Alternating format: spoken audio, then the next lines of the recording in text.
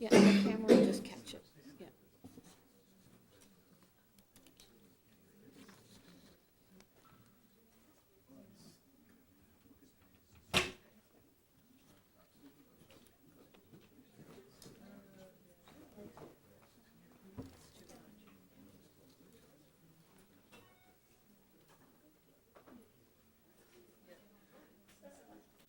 My name is Jack Pinkowski. I direct the Public Administration Program here in the Huizenga School. And it's my pleasure, distinct honor, to introduce our guest this morning. First to the audience, welcome. I'm glad to have you join us. And our moderator will be Dr. Jennifer Flannery Anderson, who has a PhD in Public Administration and is our Vice President for Development in the University.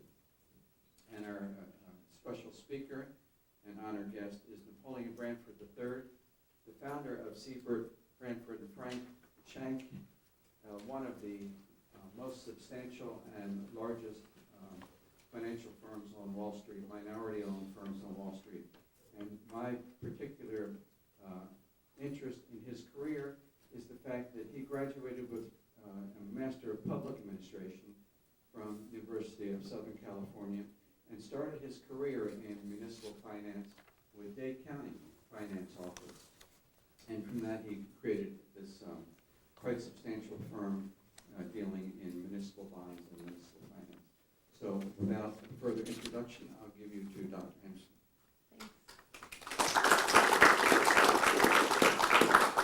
Good morning. I'm so delighted to be here. It's really a pleasure for me to be part of the Huizenga School of Business and Entrepreneurship and to get to spend a little time with all of you.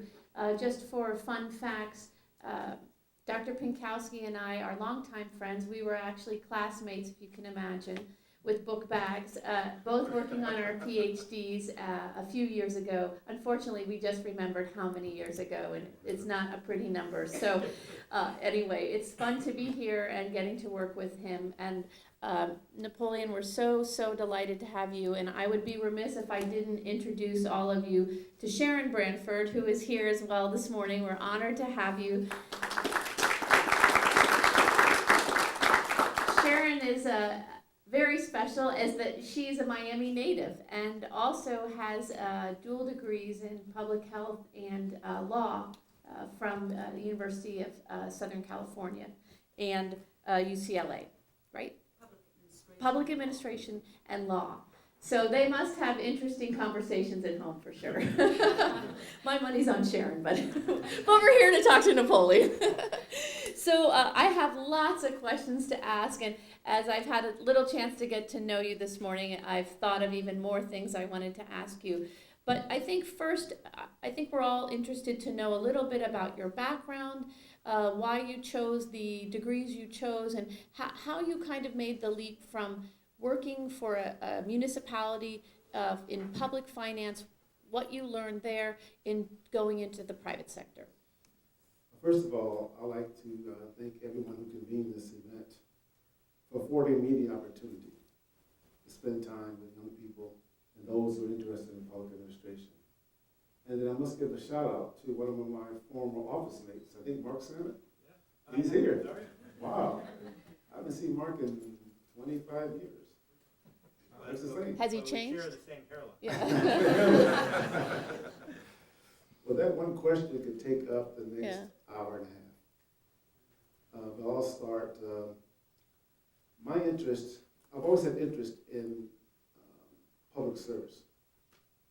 And so I had this desire to be a mayor or a city manager. And so the only ones I knew, and you recognize in the time period, I knew 3 mayors. All of them were African American, and they were all lawyers. You had Carl Stokes in Cleveland, Richard Hatcher in Gary, Maynard Jackson in Atlanta. And so I decided to go to law school to get a dual degree, and didn't recognize until I got there, law school taught you absolutely nothing about public administration. And so I decided to give up that portion of educational pursuit and pursue public administration. and fell in love with the subject. And like most things, if you have a right professor going in, it really makes all the difference and really piques your interest. And my first professor was William Peacock. And Bill Peacock, Dr. Peacock, gave us two books to read. First book was Peter Drucker, Task Management Responsibilities. You all know about that. But the second book was written by John Gardner, who was the first head of HUD under John Kennedy. And he started Common Cause. It was called Self-Renewal. And it was about organizations doing self-renewal every 3 to 5 years, but also personal self-renewal. And then in that subject, living in Los Angeles at the time, everybody was like hating their jobs and running to the mountains. And his whole view of the world was, if you can enjoy your work, just think how much more you can enjoy your free time. That sounds like a real interesting concept. Mm-hmm. And so I began to pursue this degree in public administration.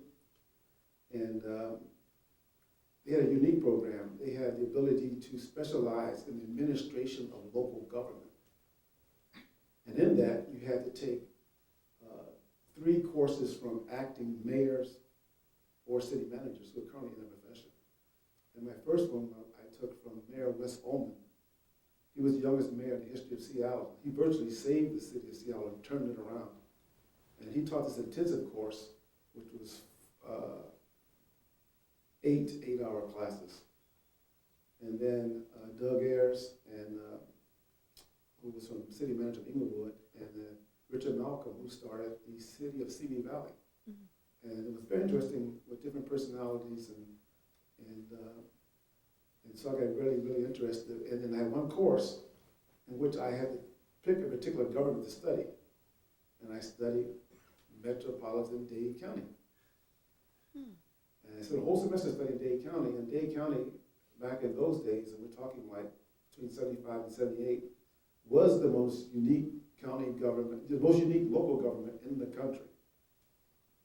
It's different than Broward County, or any other county in Florida, including Jacksonville, Duval, because it's a city and a county.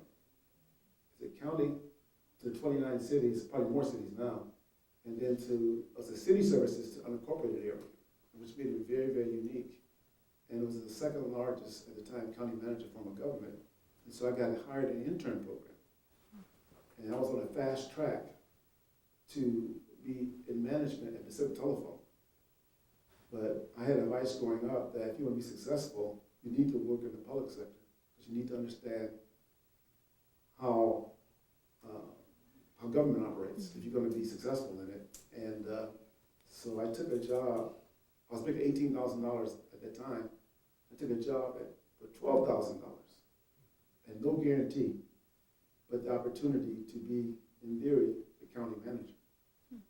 And unfortunately, when I graduated January 78.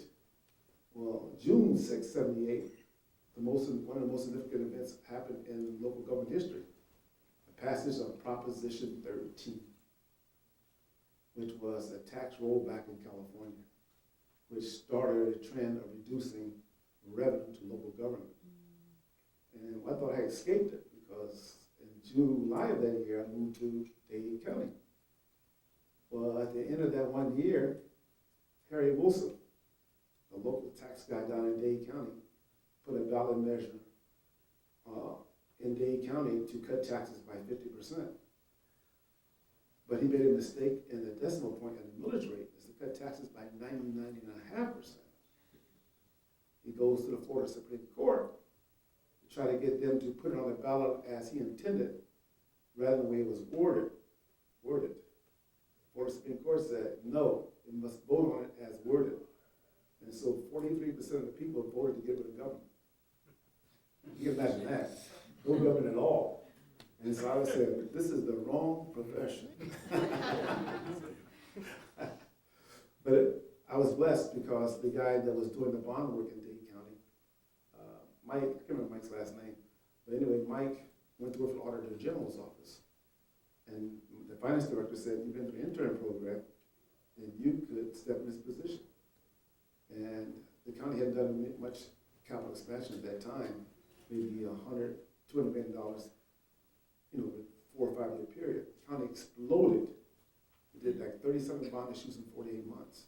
And so I became like an expert in the municipal and bond world. And I decided I wanted to be an investment banker.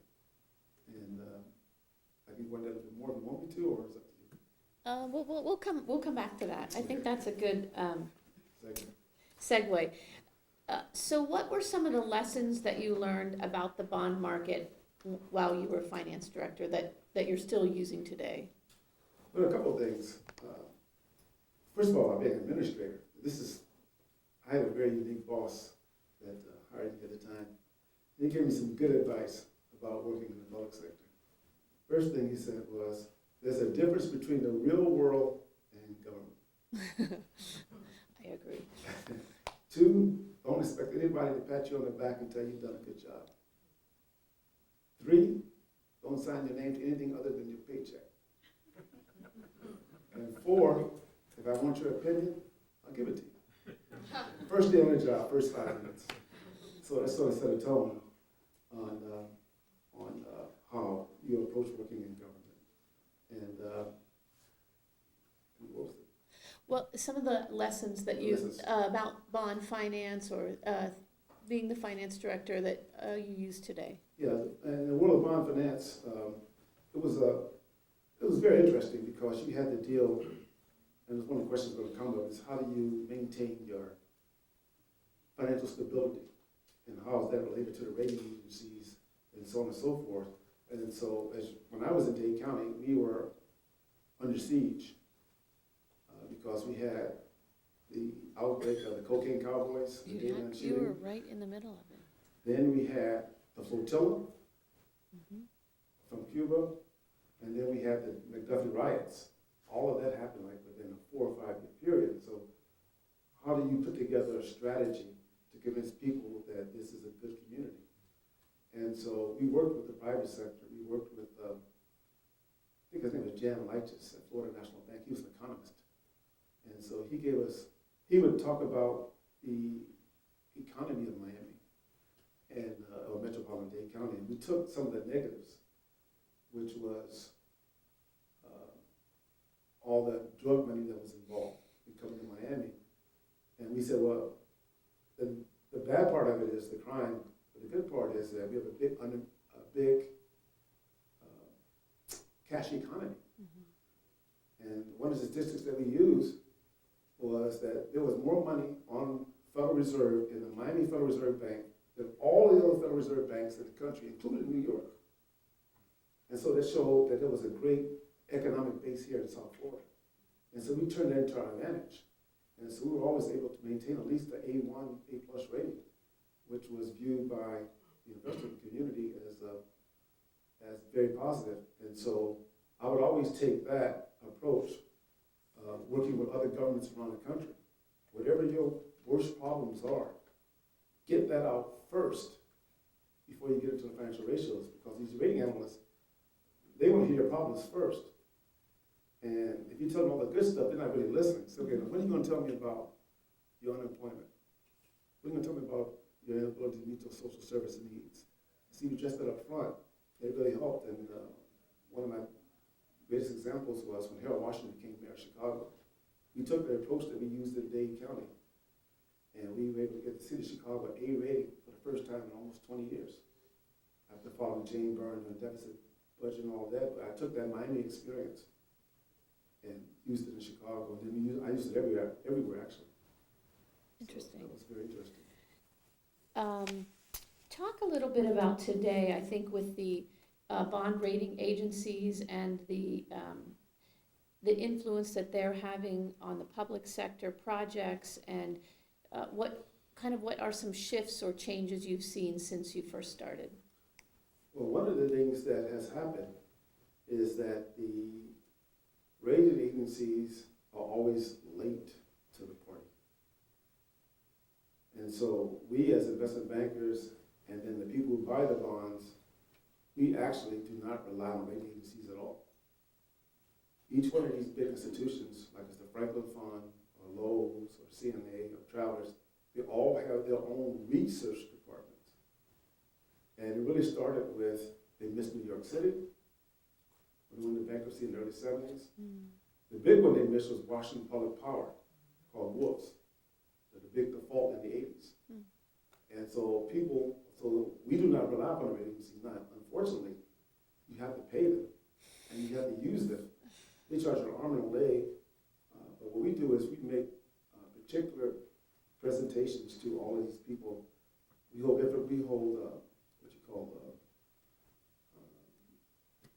seminars, not seminars, they're investor relation meetings.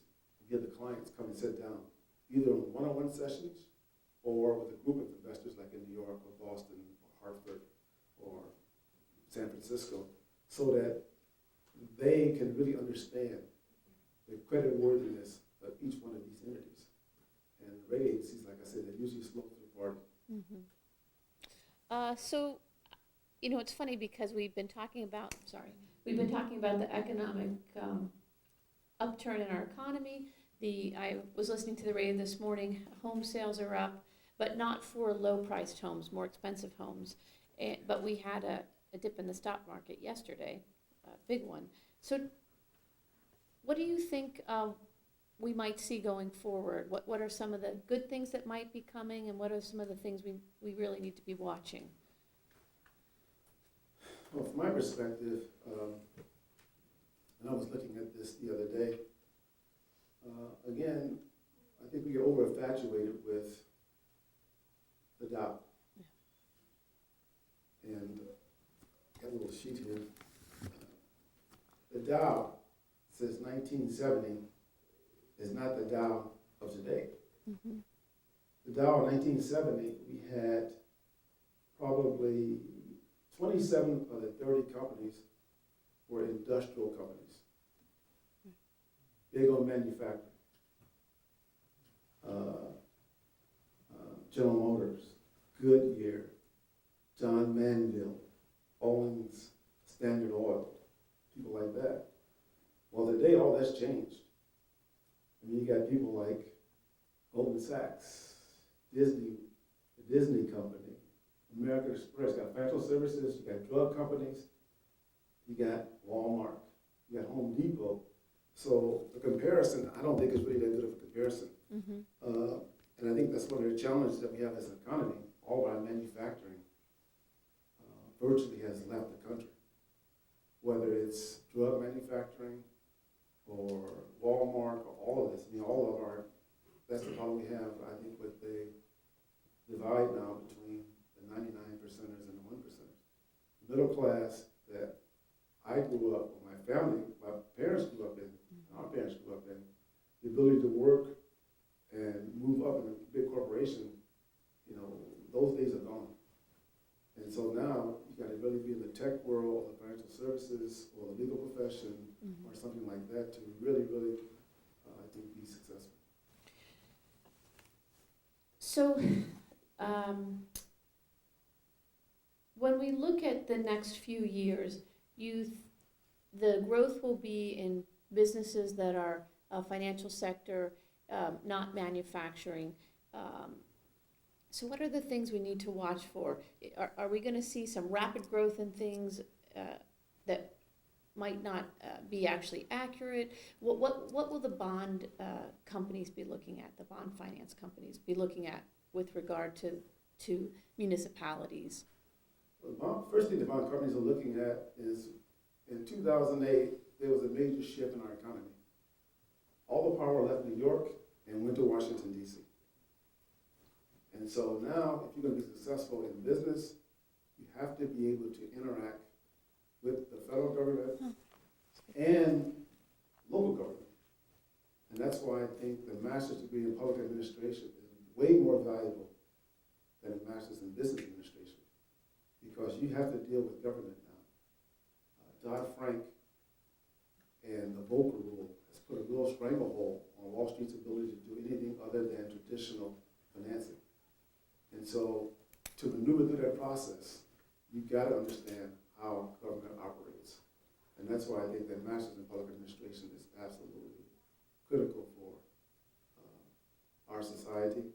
And then I think it's also critical for the technology companies. Mm-hmm. There's a real battle brewing, and it's in San Francisco right now, but like most things, it starts in the West and moves east. But these technology companies are pretty much immune from dealing with people and dealing with the real world. They only deal with this thing right here. Right. And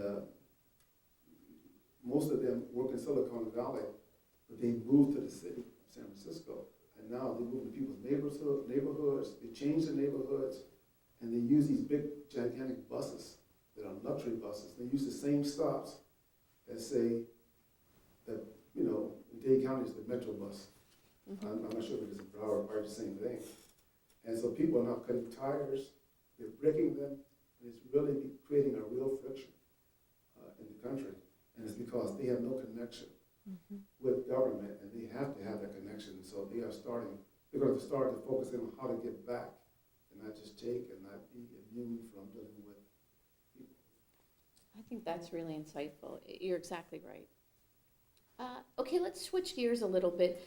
I noticed from your resume that you're involved in several boards and nonprofits, and talk a little bit about your community service throughout the years, how you've coupled that with your work in the private sector, and how you found it to be a benefit. Well, two things. One, because I was a student at the USC School of Public Administration, which when I was there, it was the #1 in the country. The other one was Maxwell at Syracuse. Right. And then John Kennedy came later. Right. Kennedy School came later. And at the time, my dean was also one of my professors. Well, when I graduated, moved to Florida, moved back, went to work for Shearson Back Express, he found me. And he put me on the board. So I've been on the board of counselors for the last 20-something years. And so it's one of the boards I'm really involved in. And then I was very involved in the California Healthcare Foundation. And what that was, when Blue Cross decided to go public, we decided to go private, they had to give back to the residents of California. And they gave us $2 billion in WellPoint stock and a building. And so we had to monetize that, which means we had to take the stock and sell it, and use the capital to fund 2 foundations. One is the endowment that's ongoing funding operations, and the California Healthcare Foundation, which I was on, to fund research on how to make things better in the field of healthcare. And so those are 2 of the boards I was intimately involved in. I still am.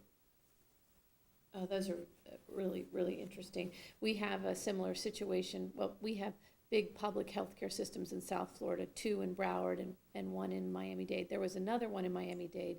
They sold that and again used the proceeds to set up a foundation. That foundation funds a lot of different healthcare programs.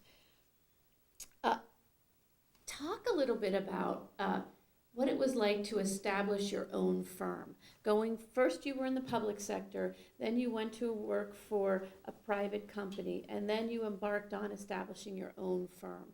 So talk about how you came to that decision, a little bit about the process, and what were some of the pitfalls and some of the things you're most proud of. Well, in Dade County, I went to work for Shearson American Express. 3 famous people worked there. Jim Robinson, who started American Express. Ken Chenault, who's currently chairman of American Express, he's a friend of mine. We served on the NCA board together. What's my favorite board? Which one? NCA, Corporate Advisory Board. It's the advisory board that we provide leadership for the NCAA basketball tournament. Oh, that's of course. And so you get a room and 4 tickets to the Final Four. But anyway, and then Sandy Wild. And Sandy Wild eventually bought Travelers and then made City recently passed. And so I got a chance to work with those guys. And I decided that after being encouraged by the first African American I had met on Wall Street, T.M. Alexander Jr., you should start your own firm. And then I thought about risk. And my view of risk is the more I'm dependent on somebody else for my well-being, the greater risk I am of being in jeopardy of having a financial future. And so when I started the firm, I had a vision that, I don't know much about being business, but I'm a measured risk taker.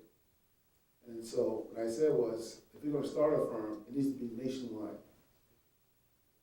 It can't just be in California or Florida or Texas. It needs to be nationwide because the economy of the country is different. You know, like California is booming right now. Florida's coming back. Texas has been very strong. Very strong. Illinois has been suffering. New York has come back on the Bloomberg. And so if you're in these different places, there'll be places where it'll be hot and places that'll be cold, but you'll never be in a position where you can't be successful. And so, and I further expanded out to outlying areas like Anchorage, Alaska, Honolulu, and places like that. So try to cover all the bases. So I thought that would be a way of making something happen. And then also I knew how hard I was willing to work. Peyton Manning and I on the board together. One thing I like about Peyton is every autograph he signs, work hard. Well, I got a chance to meet a famous investment banker back in the late 80s, who was very good, and he had this philosophy of he could do 10% more than anyone else. Well, I developed my own philosophy. I call myself 125% man, which is regardless of what anybody can do in this room, I can do 25% more. I don't care what you think you can do, I can do 25% more. And so if you look at, this is my birthday's coming up. I will have been working 46 years, 60 to 100 hours a week, minimum, for 46 straight years. I've traveled almost 7.5 million miles. Oh my gosh. On business. So when I say I can outwork you, I can outwork you. And so that's old school, but there's no substitute for hard work. And also it's a commitment, if you believe in something. And so I believed in the public finance arena because I wanted to leave a legacy. I wanted to be able to point to a hospital or a school or a road or a toll road or an airport that say, I gave back to my community and still got paid also. And you figured out how to finance that and make it a reality for the community. Yes. So tell us a little bit about your firm. How large is it? Well, what type of people do you hire? What do you look for when you're putting your teams together? And what are some of the challenges of owning a company and keeping it going and successful? Well, first of all, I'm very excited that this is the 26th year we've been in business and we've made a profit every year. Very few investment Wall Street firms can say that they make money in the municipal sector every year. One of my partners recently passed, Muriel Siebert. And Muriel Siebert was the first lady of Wall Street. She was 82 when she just died. And she was on Wall Street for 11 years by herself. The only woman from 1967 to 1978. Really? So you can imagine the trials and tribulations that she went through. And there's a great book that she wrote called The Adventures of a Wall Street Maverick. Try to get your hands on it. And she's quite interesting. And then my other partner is Suzanne Shank. She's an African-American female. And she was an engineer from Georgia Tech, an M.P.A. from Wharton. An interesting combination. Interesting combination. And then, of course, me with my background. And so the people that I look to hire people who had experience in the public sector. And I try to hire people from that particular region. And so if you look at my Dallas office, it was the first assistant city manager in the history of Dallas. In Houston, it was the former deputy controller. Los Angeles, the former CFO for the Department of Water and Power, the largest municipal water district in the country. In Seattle, the former administrator of UMTA, which is now the FTA. Look in Chicago, she's the former finance director for Chicago Transit Authority. Detroit, the former medical director and finance director in Detroit. New York, former deputy controller of the city of New York, and the former city controller of New York just lost in this crazy race for mayor. Bill Thompson, who's the African American, ran for mayor. And so